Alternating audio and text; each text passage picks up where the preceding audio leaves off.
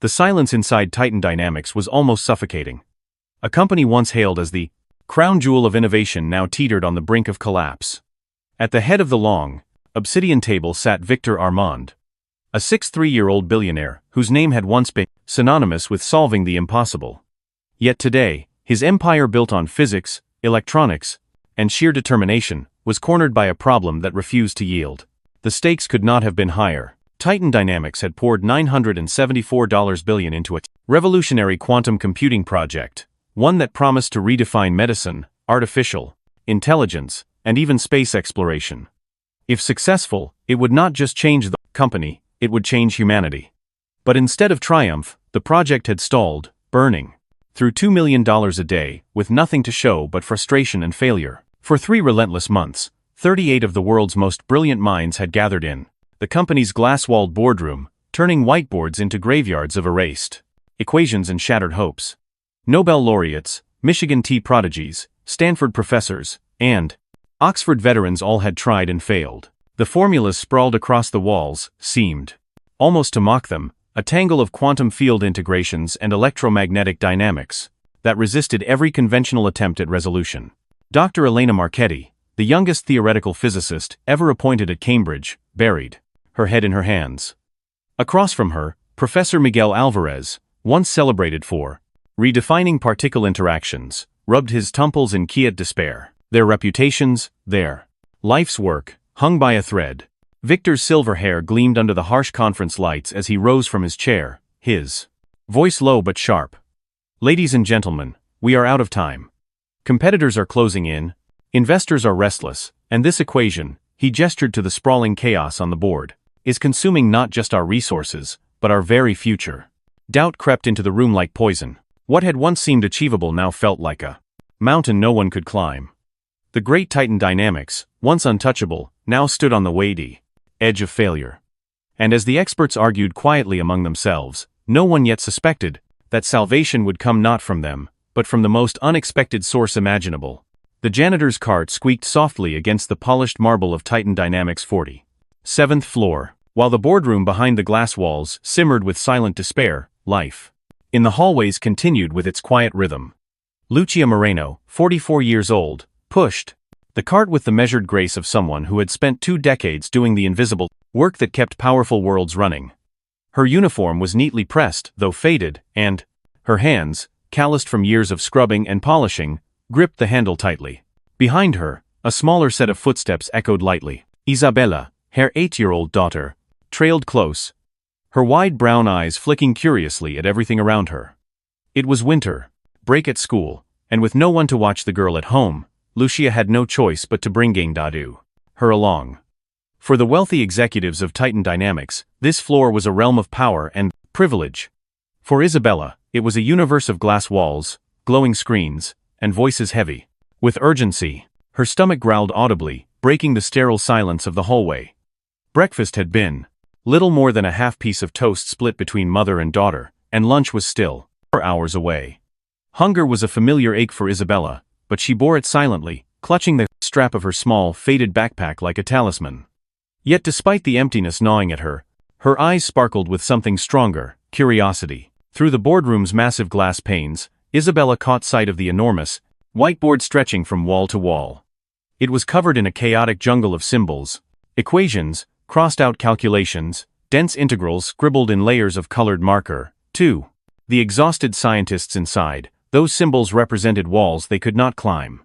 But to Isabella, they shimmered like a secret language waiting to be heard. She pressed closer to the glass, her breath fogging the surface as she peered in.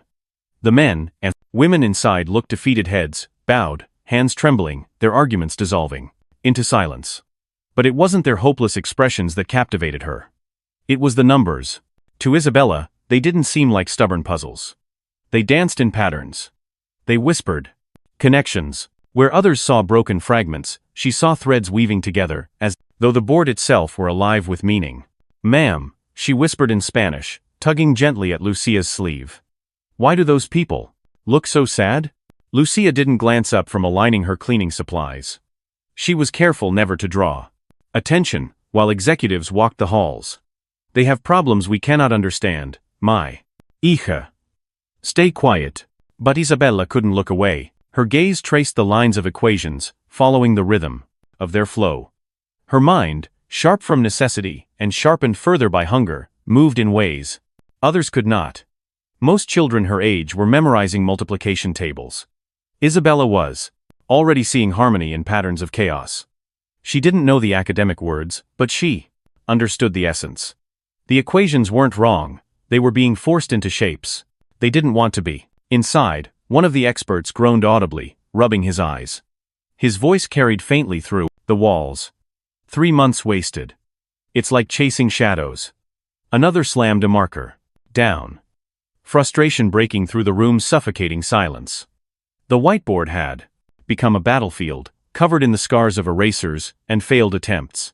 Isabella leaned closer, her tiny hand rising almost unconsciously, tracing shapes in the air that mirrored the symbols on the board. To her, the mistakes were obvious, as plain as trying to force puzzle pieces where they didn't belong. They're pushing when they should be pulling, she murmured softly in English, her accent lilting but clear.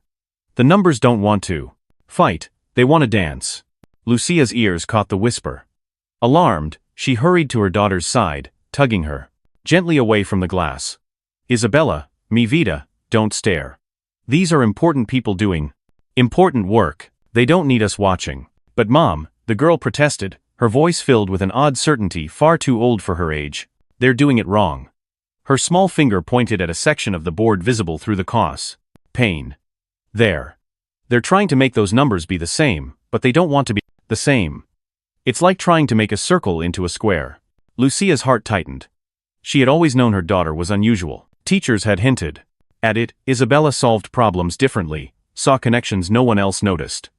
But in their world of survival, there was no time for gifted programs or enrichment classes. There was only rent to pay, food to buy, bills that never stopped. She hushed her daughter gently. Hija, keep these thoughts to yourself. They wouldn't understand. Still, Isabella's eyes returned to the board, unshaken. To her, the equations glowed with potential, like a song half finished. She could almost hear the music of it. Notes clashing where they should harmonize, rhythms breaking where they should flow. The experts inside treated the problem like a war to be won. But Isabella knew better. Mathematics wasn't about conquest. It was about listening. Hours crept by. Inside the boardroom, tension grew unbearable.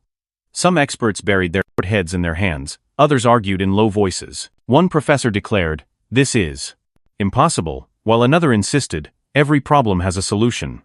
The air felt heavy with resignation. Outside, Isabella sat cross-legged on the cold marble floor, her mother's cart parked nearby.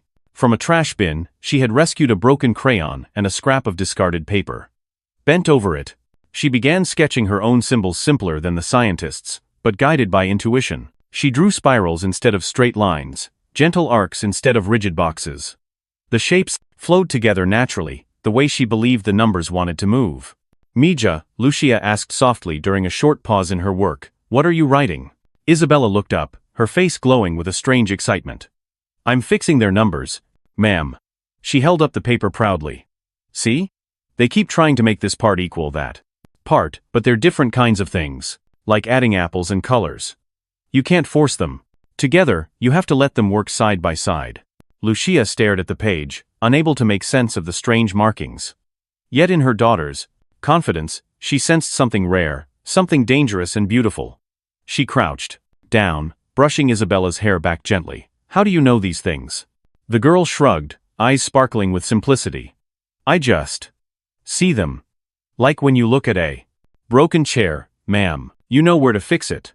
That's how I see numbers. They tell me what they want." Lucia kissed her daughter's forehead, torn between pride and fear. Pride in her brilliance, fear in the reality that brilliance was often ignored, or worse, dismissed by the world they lived in. But for Isabella, the numbers weren't a burden. They were alive. They were friends, waiting to be understood. And as the sun climbed higher, casting golden light through the glass walls of Titan dynamics, Isabella's hunger faded into the background. Her mind was too busy dancing with the equations that had defeated 38 of the brightest experts in the world. She didn't know it yet, but the course of her life, and the fate of an empire was about to change. Forever. Inside the boardroom, the atmosphere had turned heavy with futility. The whiteboard, stretched across the glass wall like a battlefield, its surface scarred with endless equations. Markers of every color bled into one another, symbols overlapping in desperate layers. What once represented brilliance now resembled the aftermath of a storm, chaotic, unresolved, and mercilessly mocking. Dr. Elena Marchetti slammed a marker against the tray, frustration flashing in her voice. It doesn't matter how we twist the parameters. The system collapses every time. It's like forcing magnets to align by sheer will. Professor Miguel Alvarez rubbed his forehead, his voice hoarse. We're not solving the equation, we're strangling it. But without structure, there's no path forward. The room fell into a grim silence. Every attempt had been an act of force, bending mathematics to human expectation. And every attempt had failed. Just outside, unnoticed in the shadow of the towering glass panes, Isabella sat with her scrap of paper. Her crayon moved gently, curving and looping. She wasn't fighting the numbers the tapley way the adults did. She was listening. To her, the symbols on the board didn't seem hostile or stubborn. They were alive, restless, dancers waiting for the right rhythm. The scientists inside treated them like soldiers to be commanded into rigid ranks. Isabella saw them as partners in a choreography, spiraling and weaving together in harmony. She tilted her head, her eyes narrowing on a particularly messy section of the board. A long equation, stretching diagonally across the surface, had been erased and rewritten so many times the markers had stained the whiteboard gray. To the experts, it was a stubborn wall. To Isabella, it was the wrong dance step. They're pushing too hard, she whispered, tracing invisible lines in the air with her finger. Numbers don't like being forced, they just want to move where they belong. Her mind drifted to memories of street musicians in the plaza near their small apartment. The violinist who closed his eyes and let the melody carry him. The dancers who spun freely, never colliding, because they trusted the rhythm. That was what the numbers wanted. Trust, not domination. She stood slowly, her hunger forgotten, pressing her small hand against the cold glass as though she could reach through it. Her reflection looked back at her, pale and wide-eyed, a thin child in an oversized sweater. Yet in her gaze burned the quiet certainty of someone who saw the truth others had missed. Inside, Victor Armand watched his experts sink deeper into despair. His jaw tightened. Billions had been invested, reputations wagered, and the world was waiting for Titan Dynamics to deliver. But the equations mocked him, and his experts had no answers. He felt the weight of inevitability defeat creeping closer with each passing day. And yet, just behind him, an unnoticed voice spoke softly to itself. Isabella whispered again, this time in Spanish, no Quiron Pelier. Quiron Baylor. They don't want to fight, they want to dance. Her mother, Lucia, startled, turned quickly. Isabella, hush, she scolded in a whisper, glancing nervously at the boardroom doors. But it was too late, the girl's eyes were alight, her hand already sketching shapes in the air. To her, the tangled formulas rearranged themselves. She saw spirals unfurling from rigid lines, arcs weaving where straight edges had been forced. Where the experts saw brokenness, Isabella saw movement. Harmony. Mathematics wasn't a cage. It was a song. And right now, the song was being strangled by very people who claimed to understand it. She lowered her hand, clutching the crayon-stained scrap of paper she had been working on. Her own drawings, a swirl of spirals and arcs, seemed suddenly precious, a secret map that revealed what the adults couldn't see. The equations weren't unsolvable. They were simply misunderstood. Inside, another outburst broke the silence. 3 months. Dr. Marchetti exclaimed, her voice quivering with rage. 3 months of sleepless nights, and for what? For this? Nonsense? Isabella flinched, pressing the paper tighter against her chest. Her heart raced, torn between fear and an overwhelming pull. She was just a child, invisible in these halls of power. But in her mind, the truth was clear. They were failing because they refused to listen. Lucia knelt beside her, placing a hand on her daughter's shoulder. Mi vida, they won't hear. You. These people don't see children. They don't see us. But Isabella shook her head, her voice steady. They don't need to see me. They just need to see the numbers differently. She looked back at the board one last time, eyes tracing the chaos with unwavering calm. In that storm of failure, she saw beauty waiting to be revealed. The numbers were not at war. They were dancers waiting for someone brave enough to let them move. And though she was only 8 years old, hungry, and overlooked, Isabella knew she carried something the world had forgotten: the ability to hear the quiet music of truth. At that moment, her destiny began to shift.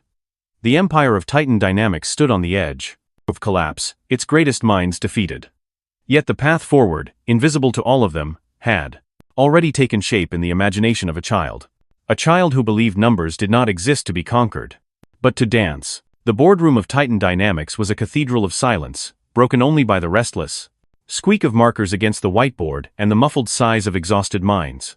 Equations sprawled like restless graffiti across the gleaming surface, each symbol a stubborn reminder of failure. 38 of the world's most decorated scientists sat around the wine obsidian table, their brilliance dimmed by frustration. Victor Armand stood at the head of the room, his hands gripping the back of his leather chair. His empire, his reputation, perhaps even the future of energy itself, balanced on the numbers etched before them. But the great minds had nothing left to give. Defeat seeped into the air like smoke. And then, from the hallway beyond the glass, a soft sound interrupted the solemn rhythm. The click of a small pair of shoes, and a voice, trembling yet certain. "You wrote one of the numbers wrong." Every head in the room lifted at once. The heavy glass door had opened just wide enough to reveal Isabella, her small frame half hidden behind it. Her mother, Lucia, stood frozen in the corridor, eyes wide with horror. She had tried to stop her daughter, to pull her away, but Isabella had slipped through like a wisp of smoke, driven by a conviction she could no longer contain. "What?" snapped Dr. Elena Marchetti, her sharp Italian accent cutting through the stunned silence. "Who let this child in here?" "I'm sorry." Lucia burst out, rushing forward, cheeks burning with humiliation. "Please. Forgive her, she didn't mean to." But Isabella did not shrink.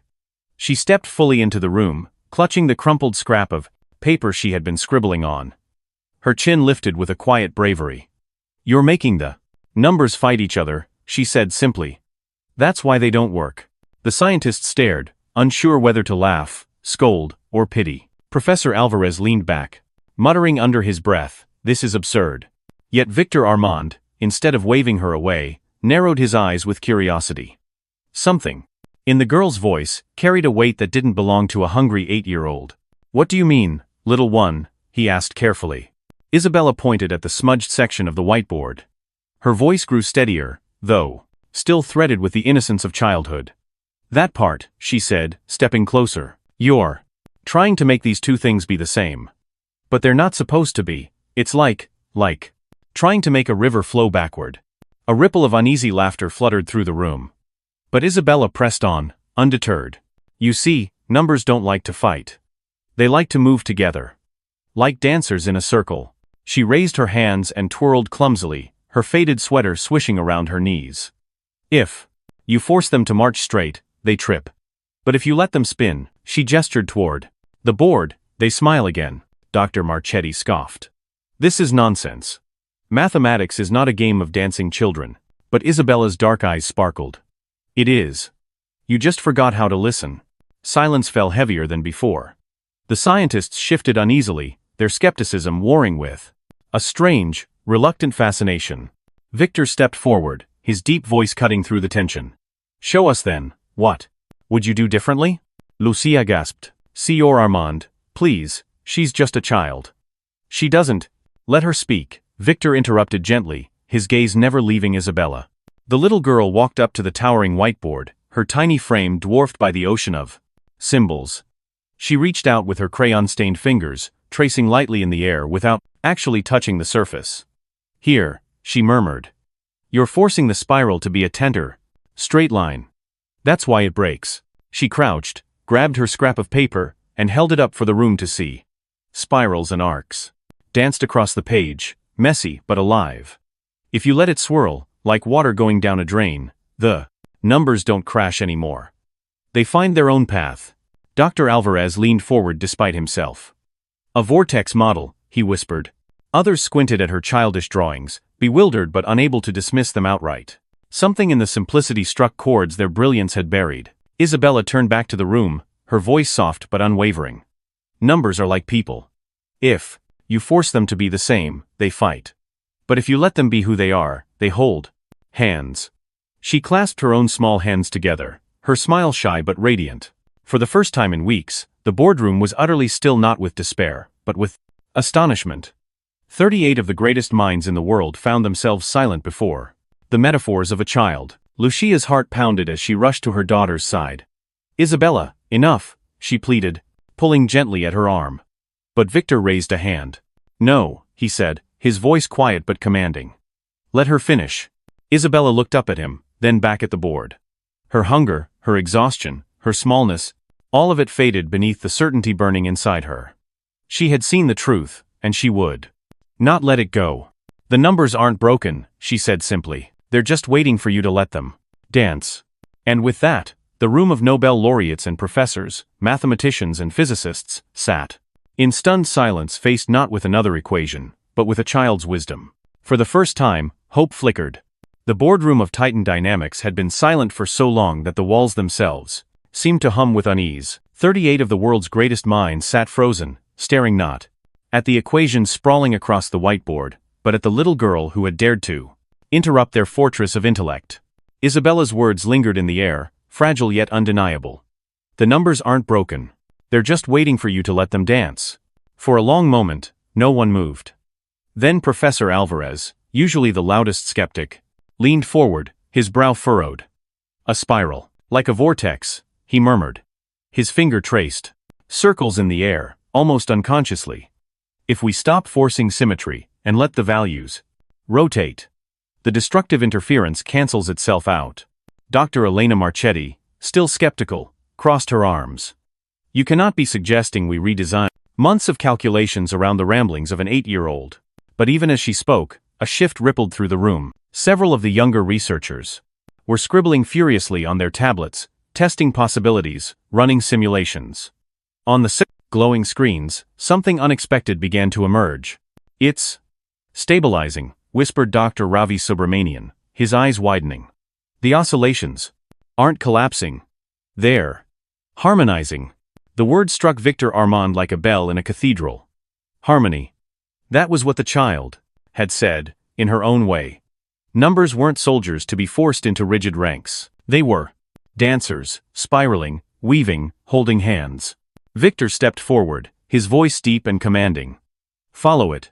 Don't question where it came from, just follow it." The room exploded into motion. Equations were erased and rewritten with feverish speed. Tablets pinged with fresh simulations. Whiteboards filled with new spirals, arcs, and wave harmonics.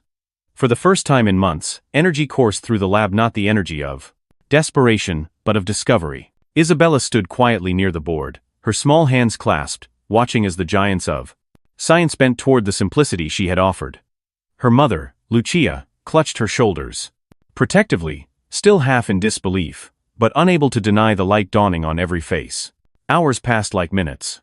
Daylight bled into dusk, and the glass walls reflected both the fading sun and the growing fire of hope within. Equations that had mocked them for 3 months now unfolded with startling grace. What had seemed unsolvable began to yield, each barrier collapsing as the spiral principle unlocked the stubborn framework. Dr. Subramanian cried out, almost laughing. "The entanglement holds. Look at this." The decoherence drops to near zero. Professor Alvarez grinned, shaking his head in disbelief. "We were brute forcing it all this time. And she showed us to let it breathe." Even Elena, who had dismissed the child moments before, stared at the final simulation on her screen, her lips parting in awe. "It works," she whispered. "It actually works." The final moment came just after midnight. A hush fell as the supercomputer rendered its last calculation. On the giant display at the end of the room, a single line of output glowed in calm certainty. The solution had converged. For a second, no one dared to breathe. Then the room erupted: shouts, laughter, even tears. Men and women who had carried Nobel Prizes in their pockets now clapped like schoolchildren, overwhelmed by relief and joy. The quantum integration problem, the one said to be worth trillions in potential, had been solved. Titan Dynamics, once poised on the edge of collapse, now stood at the dawn of a technological revolution. Victor Armand did not join in the cheers. He stood apart, his silver hair catching the dim light, his gaze fixed on the small figure standing silently by her mother. Isabella's eyes were wide, not with pride, but with the simple wonder of seeing her vision take shape in the hands of those who had once dismissed her. He approached, kneeling slightly so his towering presence would not overwhelm her. "Do you understand what you've done, child?" he asked softly. Isabella shrugged, her crayon-stained fingers twisting the edge of her sweater. "I just listened." The numbers wanted to smile again. Victor's throat tightened. He, a man who had built empires on ruthlessness and logic, felt something stir in him he had not known in years: humility. He turned to the assembled scientists, their faces flushed with triumph. "Remember this moment," he said, his voice resonant. "For all your brilliance, it took a child to remind us that knowledge is not just force, it is harmony." The room fell quiet, his words searing into their hearts. Lucia clutched her daughter, still trembling with disbelief. She had brought Isabella to work because she had no other choice, ashamed of her poverty, desperate to keep her job. And now, her little girl had altered the course of history. Outside the boardroom, the city of steel and glass slept unaware, but within Titan Dynamics, the future had been rewritten. The impossible had been solved, not by brute force, not by prestige, but by the eyes of a child who saw numbers not as enemies, but as dancers. And as the first light of dawn crept over the horizon, spilling golden rays into the glass tower, Victor knew one truth would haunt him forever. Genius can be taught. But wisdom, sometimes, comes only from innocence. The sun had barely risen when the boardroom finally emptied. Papers lay scattered across the floor like fallen leaves, whiteboards smudged with the frantic scrawl of equations. Now, obsolete. The air still hummed with the afterglow of discovery, but also with something more profound, an awakening none of them had expected. Victor Armand remained behind, standing by the floor-to-ceiling windows that looked out across the city. His empire had been saved, not by the 38 brightest minds in the Sieve world, but by an 8-year-old girl in a worn sweater whose family could barely afford breakfast. Isabella sat at the far end of the room, her legs swinging from a chair too tall for her. She hugged her battered notebook to her chest, eyes half closed with exhaustion. Her mother, Lucia, fussed quietly at her side, smoothing her hair, whispering promises that they would go home soon, but Victor wasn't ready to let them leave. He turned, his voice resonant but softened in a way no one in Titan Dynamics had ever heard. "Lucia Santos," he said. The woman froze, clutching her daughter protectively. "Sr. Armand, I beg your forgiveness." She didn't mean to intrude. "If you must punish someone, punish me." "I should never have let her punish?" Victor's silver brows lifted. "No, Ciora. I owe you more than gratitude. I owe you my company's future." Lucia's lips parted, but no sound came. She held Isabella tighter, uncertain whether to trust the billionaire who had once been known more for his ruthless boardroom victories than for compassion. Victor crossed the room slowly, each step deliberate, and crouched until he was level with Isabella. She blinked up at him, her dark eyes wide, still half asleep. "Do you know what you did last night, little one?" he asked gently. Isabella shrugged. "I just helped the numbers stop fighting." The simplicity of her words struck him like a confession. For all his billions, for all the armies of intellect he had summoned, none had seen what this child had, that the path forward was not through force, but through harmony.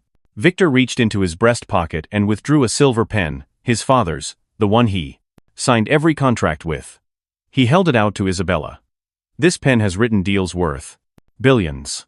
But today, it belongs to you, because you've written something no contract ever could hope." Her small hand curled around it uncertainly. She didn't understand the weight of the gesture, but she smiled faintly, and that was enough. Then Victor stood, turning to Lucia. "From this day forward, you are no longer a cleaning worker in Titan Dynamics.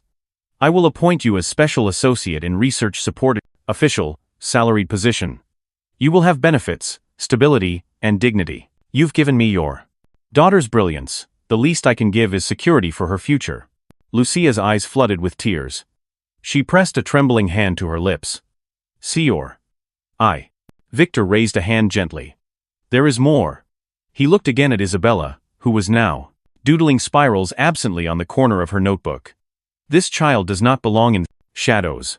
She belongs in light. Isabella Santos will receive a full scholarship, covering any school, any university she chooses, anywhere in the world.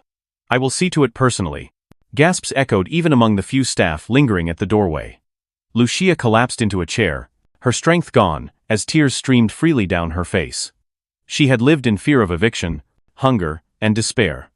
Now, with a few words, her daughter's future stretched brighter than the sunrise pouring into the glass tower. Isabella looked up, blinking. Does that mean I can have more books? Victor laughed softly, a sound so rare that even Elena and Alvarez, watching from the hall, exchanged startled glances. Yes, child. As many books as you can carry. The transformation did not stop there. Within weeks, Isabella became a familiar sight at Titan Dynamics, not as a janitor's daughter, but as the company's little advisor. She had no official title, but her presence was welcomed with awe and affection. In her faded sneakers, she wandered the laboratories, peering curiously at equipment worth millions, asking questions that sliced through complexity with disarming clarity. To the scientists, she was a phenomenon. Some initially bristled, unwilling to accept that a child could see what they could not. But Isabella never boasted, never claimed credit. She only tilted her head, smiled, and asked questions like, what if the numbers are just scared? Or do they want to play instead of fight? And somehow, impossibly, progress followed. She never thought of it as genius. To her, mathematics was not a battlefield but a playground. Numbers are happy when they sing together, she once explained to Alvarez, who found himself speechless at the profundity of her innocence. Victor watched all of this unfold with a mixture of awe and quiet reflection. The man who had once believed power lay in control, in iron wills and relentless pressure, now found himself learning from the wisdom of a child. He had spent his life building an empire of steel, but Isabella reminded him that the strongest structures were sometimes built of laughter, humility, and play. At night, when the city glowed like a circuit board below his penthouse, Victor would recall her words. Numbers don't like to fight. And he realized it was not only numbers. It was people. It was the world. Perhaps even himself. Lucia, meanwhile, flourished in her new role. Gone was the constant fear of losing her livelihood. For the first time in years, she walked to work with her head high. Her colleagues greeted her not as invisible labor, but as the mother of the girl who had changed everything. And Isabella remained, at heart, simply a child. She still skipped through hallways, laughed too loudly, and sometimes fell asleep during long meetings, curled up in her mother's coat. She never let the awe of others strip away her innocence. To her, the greatest joy was not being called genius or advisor. It was the way her mother smiled now, without fear, and the way the numbers on the page seemed to giggle when she found their harmony. The world would, in time, come to know her name. Scholars would cite her insights, journalists would chase her story, and universities would compete for her future. But for now, she was just Isabella, the little girl who believed numbers could be happy. And for Victor Armand, who had once measured worth only in wealth, that was the richest lesson of all. In the months that followed, the story of Isabella Santos spread far beyond the walls of Titan Dynamics. Newspapers called her the little girl who solved the billion-dollar equation, while scientists spoke of her as living proof that genius can bloom in the unlikeliest of places. Yet to Isabella, nothing had changed. She still doodled spirals in her notebook and spoke of numbers as if they were friends who laughed and danced. Victor Armand, forever humbled by that night, knew her gift could not remain a private miracle. He and Isabella stood together on a stage beneath dazzling lights as he announced the creation of the Happy Numbers Foundation, a global initiative dedicated to finding and supporting gifted children hidden beneath poverty, neglect, and invisibility. Our world, Victor declared, his voice thick with emotion, nearly lost Isabella's brilliance to hunger and hardship. How many others remain unseen, their gifts silenced by circumstance? This foundation will search for them, nurture them, and remind the world that genius has no address, no social class, no skin color. It only needs a chance. The audience rose in thunderous applause, but Isabella simply leaned into her mother's embrace, smiling shyly. For her, it wasn't about stages or spotlights, it was about making sure other children would never feel as invisible as she once did. Through the Happy Numbers Foundation, schools blossomed in neglected neighborhoods, scholarships reached forgotten villages, and children who once swept floors now wrote equations, painted canvases, or composed music. The legacy was not just Victor's wealth, nor Isabella's spark. It was the reminder that the greatest treasures of humanity often begin in silence, waiting for someone to believe. This story reminds us that talent can be buried under poverty, but it never disappears. Sometimes, all it takes is a single act of faith, a single opportunity, to uncover brilliance that could change the world. Don't judge others by their circumstances, because genius kindness, and greatness often come from the most unexpected places. What do you think? Can one chance truly rewrite a destiny? Share your thoughts in the comments below.